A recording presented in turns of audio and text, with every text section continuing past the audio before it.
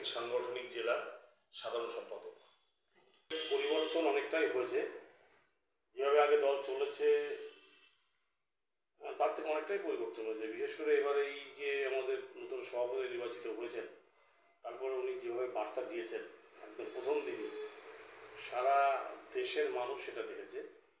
এবং বিশেষ করে বিজেপির পুরনো কর্মী যারা আছেন, ছোটোখাটো ক্ষোভ বিক্ষোভ এটা ওটা নিয়ে অনেকে যারা বসেছিলেন আর কি, দীর্ঘদিনের পুরনো কর্মী কার্যকর্তা, তারা কিন্তু সবাই ঝাঁপিয়ে পড়েছে। তারা কিন্তু সেই জায়গাটা কিন্তু আর নেই। এবং অমিত শাহর যে বার্তা একদম 100% নিশ্চিত থাকেন আপনি, 2021-এ যেটা হয়নি এবার সেটা হবে। ঠিক 21শে জুলাই তার আগে দেখা যাচ্ছে প্রধানমন্ত্রী নরেন্দ্র মোদী এই কলকাতায় সভা করতে আসছেন। শাসক দল কটাক্ষ করে বলছেন যে যেভাবে পরিযায়ী পাখিদের মতো বারবার আসে, ইলেকশন আসার আগে আসে, বড় বড় নেতা মন্ত্রীরা আসে, আবার পরিযায়ী পাখির মতো উড়ে চলে যায়। তো কি বলবেন? এটা পাগলের প্রলাপ ছাড়া কিছু না। তৃণমূল কংগ্রেস হচ্ছে ছোট্ট রাজ্যের দল, ওদের সর্বভারতীয় নেতৃত্ব নেই। যা দু একজন আছে বেশিরভাগই সব জেল খাটা আসামি। আর ভারতীয় জনতা পার্টি হচ্ছে সর্বভারতীয় রাজনৈতিক দল। এই দলের সর্বভারতীয় সেন্ট্রালে সব কিছু সিদ্ধান্ত হয়, তারপরে সেগুলো রাজ্যে নামে, রাজ্য থেকে জেলায় নামে, জেলা থেকে বিভিন্ন মণ্ডলে নামে। এই দলের সেই দলের কর্মসূচি হবে, সেই দলের নেতৃত্ব আসবে। এটা পরিযায়ী শ্রমিকের কী আছে, আবার পরিযায়ী পাখির কী আছে? প্রধানমন্ত্রী, তিনি আমার দেশের প্রধানমন্ত্রী, তিনি প্রোগ্রাম করবেন, আসবেন, এইসব বলা হচ্ছে একদম ছেলে মানুষই বলা, অরাজনৈতিক কথা। এইসব কথার কোনো ব্যাখ্যা হয় না। এও কথা শোনা যাচ্ছে যে যখন বাইরে থেকে যখন অমিত শাহজি আসেন তখন এখানে আমরা জায়গা ছেড়ে দিই, সভা করেন, কিন্তু আমরা যখন ওই অন্য কোনো স্টেটে যাই তখন আমরা কোনো সভা করতে পারি না। কি বলবেন আজকে? হ্যাঁ, অন্য কোনো স্টেটে তো ওদের কোনো সংগঠনই নেই, কোথায় সভা করবে? আর সভা তো দিল্লিতে তো অনেকদিন ধরে অবস্থান করলো এবং একদম মিনিস্টারের ঘরের সামনে অবস্থান করলো। পারে নাকি আমাদের কলকাতা নবান্নে মুখ্যমন্ত্রী বা কোনো মন্ত্রী দপ্তরের সামনে গিয়ে এইভাবে কোনো বিরোধী দল বিজেপির লোকেরা তো বসতে পারে, বসে সুযোগ দেয়? সেখানে তো একদম মন্ত্রীর দপ্তরের সামনে গিয়ে অভিষেক ব্যানার্জির নেতৃত্বে সেখানে সভা হয়েছে, সেখানে বৈঠক হয়েছে, অবস্থান হয়েছে। তো এরা এইসব পাগলের বকাবাজি না, এগুলো হচ্ছে একমাত্র ভারতবর্ষে বিজেপি গণতন্ত্রে বিশ্বাস করে এবং গণতান্ত্রিকভাবে সমস্ত রাজনৈতিক দলগুলো যারা আছে, বিরোধী হোক পক্ষের হোক, সবাই তার গণতান্ত্রিক আন্দোলন লড়াই করার সুযোগ পায়। বিজেপি শাসিত রাজ্যগুলোতেও পায় এবং দিল্লিতেও পায়। একমাত্র পশ্চিমবঙ্গই হচ্ছে একমাত্র রাজ্য যেখানে এরা বিরোধীদের করে স্পেস দেয় না। আপনি দেখুন, গতকালকে একটা বন্ধ হয়েছে, যদিও সে বন্ধকে আমরা সমর্থন করি না, বিরোধিতা করি। সিপিএম বন্ধ করেছে, সিপিএম বন্ধ করেছে, আর সিপিএমকে হাইলাইট করছে। কটা লোক সিপিএমের আছে, সিপিএম বন্ধ করছে, কটা লোক তারা স্লোগান দিচ্ছে, মিছিল করছে, সেখানে পুলিশকে দিয়ে জুলুম করা। বিরোধী যে কোনো লোককে যে কোনো প্রোগ্রামে হবে সেখানে পুলিশকে দিয়ে জুলুম করাতে হবে। যদিও এর মধ্যে রাজনীতি আছে, সিপিএমকে হাইলাইট করছে আগামী বিধানসভা নির্বাচনে সিপিএম যাতে একটুখানি তেলে ফুলে উঠতে পারে, বিজেপির ভোট কাটতে পারে, এই উদ্যোগ নিচ্ছে।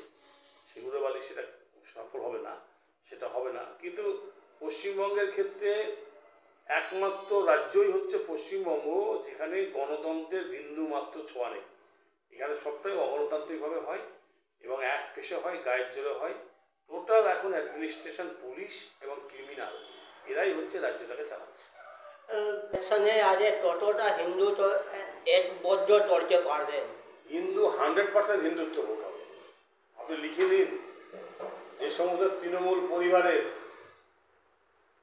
বড় বড় তৃণমূল পরিবারের লোকেরা, তাদের বয়স্ক বাবা মা যারা একটু সংবাদ মাধ্যম দেখে, বাংলাদেশের অভিজ্ঞতা আছে তাদের, তারা সেই সমস্ত লোকগুলো সব ছুটিয়ে এক চেটিয়া সব বিজেপিকে ভোট, তৃণমূল ভোটই পাবে না, নিশ্চিত থাকতে পারে। এবং বিশেষ করে মায়েরা লক্ষ্মী ভাণ্ডার আর কাজ করবে না, সবাই এবার তৃণমূল ছেড়ে বিজেপিকে ভোট দেবে। একদম 100% হিন্দুত্ব ভোট বিজেপির পক্ষে আসবে। বিজেপিকে ভোটটা দিয়ে তাদের লাভটা কি?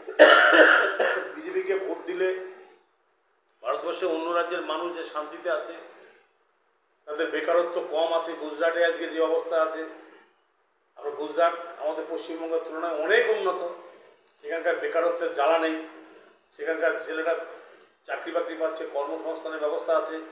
আজকে আমাদের রাজ্যে যেভাবে মেধাকে চুরি করা হয়েছে, যেভাবে চাকরি চুরি করা হচ্ছে, এই ব্যবস্থা বিজেপি রাজ্যে নেই। বিজেপি এলে পরে শান্তির পরিবেশ হবে, বেকারত্ব থাকবে না, কলকারখানা তৈরি হবে, সমস্ত বেকারদের কাজের ব্যবস্থা হবে এবং গণতন্ত্র প্রতিষ্ঠা হবে। এটা হবে আপনার কথা রেস্টে নেই বলি, যদি বাংলাতে বিজেপিকে আনা হয় তাহলে তো সাম্প্রদায়িকতার জন্য বিজেপি দায়ী থাকবে। কেমন করে আমি বলে দিচ্ছি, হিন্দু হিন্দু যদি ভাই ভাই হয়ে থাকে তাহলে মুসলিমদের জায়গাটা কোথায়? বাংলা তো এখনো মুসলিম কান্ট্রি। আপনাকে একটু জানতে হবে, ভারত যখন ভাগ হয় তখন এই ভারতবর্ষে 4 কোটি মুসলিম ছিল। 4 কোটি মুসলিম ভারতবর্ষে ছিল। জিন্নাকে বলেছিল যে আপনি তো 7 কোটি নিয়ে পাকিস্তান করছেন, তাহলে এই 4 কোটি হিন্দুর কি অবস্থা হবে? তখন উনি কিন্তু বলেছিলেন ওদেরকে কেটে কোতল করো। ভারত কিন্তু সে সময় মুসলিমদের কিন্তু কোতল করেনি, তাদেরকে ভাইয়ের সম্মান দিয়ে রেখেছে।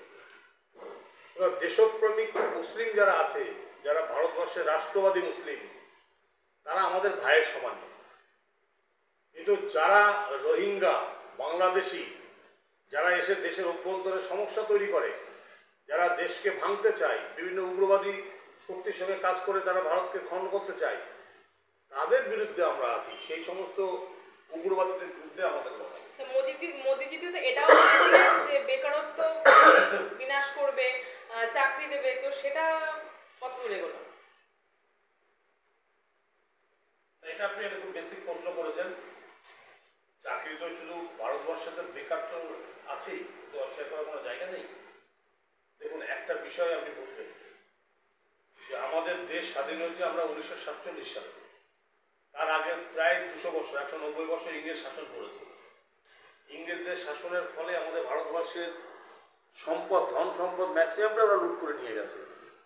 তারপরে আমাদের খোলটাকে রেখে গেছে, আমরা তার উপরে দাঁড়িয়ে ভারত স্বাধীন হয়েছে। স্বাধীনতার পরেও প্রায় 70-80 বছর, 70-75 বছর কংগ্রেস বা বিভিন্ন দল তাকে চালিয়েছে। মোদিজি, অটল বিহারী মিলে আমরা 15 থেকে 17 বছর আমরা আজকে হয়তো দেশটাকে শাসন করছি।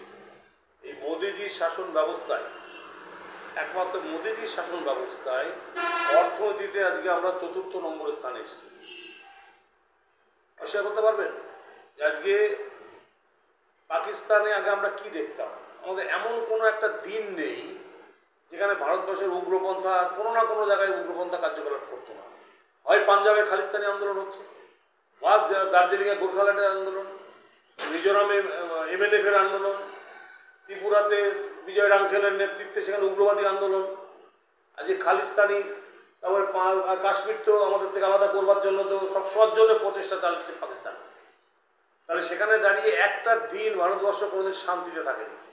আজকের দিনে বলুন তো, এক পোলামার ঘটনায় 27 জন হিন্দুকে খুন করার প্রতিবাদে 25 দিনের মধ্যেই তার যে অ্যাকশান, পাকিস্তানের ভিতর অভ্যন্তরে ঢুকে গিয়ে সেখানে সমস্ত জঙ্গি ঘাঁটি ধ্বংস করে দেওয়া, এটা কি একটা অর্থনৈতিক জয়ের সঙ্গে তুলনা হয় না?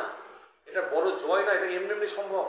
সুতরাং এই যে সাফল্য, এই সাফল্য সব কিছু চাবিকাঠির মূলই হচ্ছে অর্থনীতি। আমাদের অর্থনীতি আজকে আমরা যথেষ্ট শক্তিশালী হয়েছি। আগে আমাদের লজ্জা হতো, আমাদের দেশের প্রধানমন্ত্রী আমেরিকায় যাবে, আমেরিকার দূতাবাস থেকে মানে এয়ারপোর্টে নামার পরে তাকে ঢুকতে দিচ্ছে না। আর আজকে আমাদের দেশের প্রধানমন্ত্রী আমেরিকায় গেলে কোনো একটা হলে যদি বক্তৃতা দেয়, মোদি মোদি বলে সেখানে মানুষ পাগল হয়ে যাচ্ছে। যে বিশ্বের সব থেকে জনপ্রিয় লোকটি হচ্ছে নরেন্দ্র মোদী। স্বাভাবিক কারণে আজকে এই জায়গাটাকে ছোট করবেন না। অর্থনীতি, দেশের আজকে উন্নতি সব মিলিয়ে এটা সম্ভব, এবং মোদি বলে এটা সম্ভব হচ্ছে। গুজরাট এত উন্নত কারণ সেখানে পরিযায়ী শ্রমিক যাচ্ছে, বাংলা থেকে যাচ্ছে, সেটা নিয়ে কি বলবেন? বাংলা থেকে শুধু গুজরাটে যাচ্ছে না, ওরা তো এখন এই মানে কি বলবো, একটা বাজে কথা বলতে হয়, এই জায়গা আমি সে যাচ্ছিই না, এগুলো পাগলামো ছাড়া কিছু না। আমার নিজের রাজ্যে কিছু করার ক্ষমতা নেই, আমি খাওয়াতে পারছি না লোককে, সে অন্য জায়গায় গিয়ে অন্য রাজ্যকে উন্নত করে দিচ্ছে, এটা আবার গর্বের সঙ্গে আমরা বলছি, এটা আমাদের লজ্জা।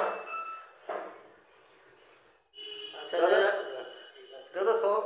একটা প্রশ্ন করছি, যেভাবে বিরোধীরা যেভাবে রাজপথে নামে, তাদেরকে কোনো আন্দোলন করতে দেওয়া হয় না, পুলিশ দিয়ে পেটানো হয়, পুলিশ দিয়ে অ্যারেস্ট করা হয়। দেখা যায় অপরচিত্র, দেখা যায় সাংবাদিকরা যখন কোনো সংবাদ যখন প্রকাশ করে তাদেরকে প্রকাশ্যে হুমকি দেওয়া হয়, তাদেরকেও অ্যারেস্ট করা হয়। এর ব্যাপারে আপনি কি বলবেন? কারণ আমি তো প্রথমেই বলেছি, এ রাজ্যের গণতন্ত্র একমাত্র মমতা ব্যানার্জি তার পরিবারের জন্য, বাদবাকিতে গণতন্ত্র নেই। আজকে সংবাদ মাধ্যম হচ্ছে চতুর্থ পিলার। এই চতুর্থ পিলারটাকে আজকে তার সাংবাদিকদের, কত সাংবাদিকরা মিথ্যে মামলা কেস দেওয়া, আপনাদেরও দিয়েছে কিনা আমি জানি না, প্রত্যেকেরই ধর পাকড় মার ধর, মাঝে মাঝেই দেখি সাংবাদিক মেরে মুখ ফাটিয়ে দিচ্ছে, চোখ লাল হয়ে আছে, হাত পা ভেঙে দিচ্ছে, গাড়ি ভেঙে দিচ্ছে, ক্যামেরা ভেঙে দিচ্ছে, তৃণমূলের সব আদরের ভাইয়েরা এগুলো করছে। এটা এটা তো যখনই সংবাদ মাধ্যম সত্যি কথা বলার চেষ্টা করে, ওদের যেটা যখনই ওদের বিরুদ্ধে যাবে তখনই তার উপর আক্রোশ, এটাই হয়। এবং শুনে রাখেন, পশ্চিমবঙ্গে গণতন্ত্র শুধু সাংবাদিকরা না, আজকে পুলিশেরও আজকে নিরাপত্তা নেই। আজকে ভাবতে পারেন অনুব্রত মণ্ডল তৃণমূলের একজন লিডার, যেভাবে পুলিশের মা স্ত্রীকে অপমানজনক কথাবার্তা বলল, সেখানে কি আপনার মনে হতে পারে যে এই রাজ্যে কোনো গণতন্ত্র আছে? এ রাজ্যে এই পুলিশ, তারপরও নির্লজ্জের মতো আজকে পুলিশের ওপরের অফিসাররা নির্লজ্জের মতো তাবেদারি করছে এই সরকারের। তাবেদারি শুধু পয়সার জন্য, পয়সা পাচ্ছে, খাচ্ছে 2 নম্বরই পয়সা, এবং এই তাবেদারি করে যাচ্ছে। মানুষ এটা বুঝে নেবে 26-এর নির্বাচনে, প্রত্যেকটার হিসাব মমতা ব্যানার্জিকে বুঝে দিতে হবে। এবং মমতা ব্যানার্জি পালিয়ে গেলে হবে না, পালিয়ে যেতে পারবে না, এবং মানুষ পালিয়ে যেতেও দেবে না, ওকে ধরবেই।